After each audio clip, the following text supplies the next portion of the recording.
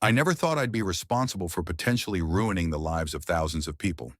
Yet here I am, watching the aftermath of my actions unfold on national news, wondering if I am the world's biggest a-hole or an unsung hero. Let me take you back to where it all began. I am Alex, I'm 29 years old, and until 2 weeks ago, I was a mid-level accountant at one of the largest corporations in the country. For legal reasons, I cannot disclose the company's name, but let's just say it's a household name. A Fortune 500 giant employing over 50,000 people worldwide. It was not my dream job, but it paid well and seemed stable. Little did I know I was sitting on a ticking time bomb of corporate corruption. It started with small discrepancies in the books, numbers that did not quite add up, transactions that seemed off. At first I brushed it off as human error, but as I dug deeper, a disturbing pattern emerged. Our CEO, the charismatic and philanthropic Miranda Steele, was orchestrating a massive embezzlement scheme. We are talking hundreds of millions of dollars siphoned off to offshore accounts, fraudulent contracts with shell companies, and cookbooks that would make Enron blush. The deeper I looked, the worse it got. This was not just creative accounting. It was full-blown criminal activity that could bring down the entire company. I was terrified. Miranda Steele was not just my boss. She was a titan of industry, named Businesswoman of the Year 3 times running. She donated millions to charities, funded scholarships, and was even rumored to be considering a run for political office. Taking her down would not just be career suicide, it could be literally dangerous. My suspicions were confirmed one late night at the office. I was working overtime, trying to make sense of a particularly convoluted set of transactions, when I heard voices coming from the executive boardroom. Curious, I crept closer, my heart pounding in my chest. Through the slightly ajar door, I saw Miranda in a heated discussion with our CFO, Jack, and a man I did not recognize. Their words made my blood run cold. "The SEC is getting too close," Jack was saying, his face pale. "We need to cover our tracks better." Miranda laughed, a sound that sent shivers down my spine. "Relax, Jack. I've got half the regulators in my pocket. Besides, who is going to believe some low-level pencil pusher over me?" The stranger spoke up, his voice gravelly. "And if anyone does get too nosy, well, accidents happen all the time in this city." I stumbled back, my mind reeling. This was bigger than I had imagined. It was not just fraud, it was conspiracy, corruption, and possibly even threats of violence. For weeks, I agonized over what to do. I could not just ignore it. The fraud was too massive, the implications too severe. But blowing the whistle would almost certainly mean the end of the company. Thousands would lose their jobs. Pensioners would see their retirement funds evaporate. Entire communities built around our factories would become ghost towns overnight. I tried to rationalize keeping quiet. Maybe the company could weather the storm if the fraud stopped now. Maybe I could anonymously tip off Miranda, give her a chance to make it right. But every time I closed my eyes, I saw the faces of hardworking people being cheated, of investors being lied to, of a public being deceived. The final straw came when Jenny from accounting, a single mom with 2 kids, was fired for questioning some of the same discrepancies I had noticed.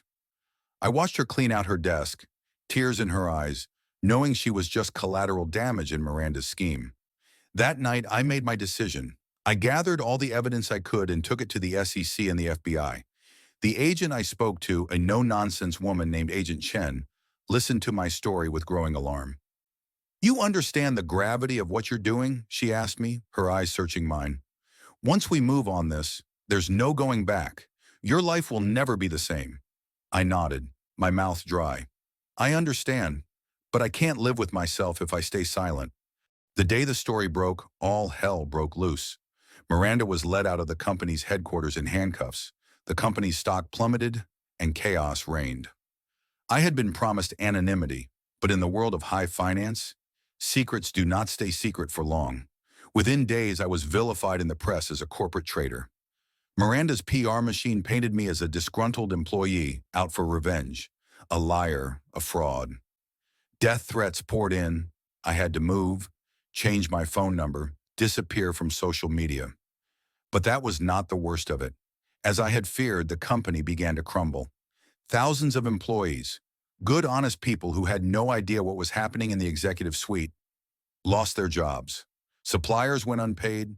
Smaller businesses that depended on our company folded. The economic ripple effect was devastating. I have received messages from former colleagues, people I considered friends, blaming me for destroying their livelihoods. "Who asked you to play hero?" they demand. "We were all better off not knowing." Jenny, the single mom who had been fired, showed up at my parents' house, my last known address, one day. I expected her to be angry, to blame me like the others. Instead, she hugged me, tears in her eyes. "Thank you," she whispered. "What they were doing, it wasn't right. Someone had to stop it."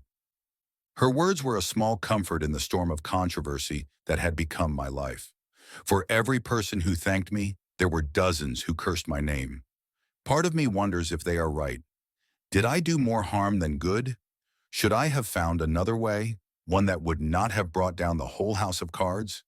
The rational part of me knows that the fraud would have been exposed eventually, that the longer it went on, the worse the fallout would have been. But rationality is cold comfort when you are watching families lose their homes on the nightly news. There's talk of me being called to testify in Miranda's trial. The thought makes me physically ill. I am not cut out for the public eye, for being a hero or a villain. I am just an accountant who could not ignore the numbers. Some have called me brave, a whistleblower who put ethics above personal gain. Others call me a fool who should have minded his own business. Governments are discussing stronger corporate oversight laws, dubbed the Steele Regulations by the press. My name will be forever linked to one of the biggest corporate scandals in history. Last night, I received an anonymous email. "You think you've won?" it read. "This is just the beginning. Watch your back." I reported it to Agent Chen, but we both know there is only so much they can do to protect me. So here I am, jobless, vilified by some and lauded by others, watching the fallout of my decision play out on a global stage. I set out to do the right thing, but was it worth the cost? Am I the a-hole for exposing the truth and potentially ruining thousands of lives in the process? Or would I have been the bigger a-hole for staying silent and allowing the fraud to continue? I honestly do not know anymore.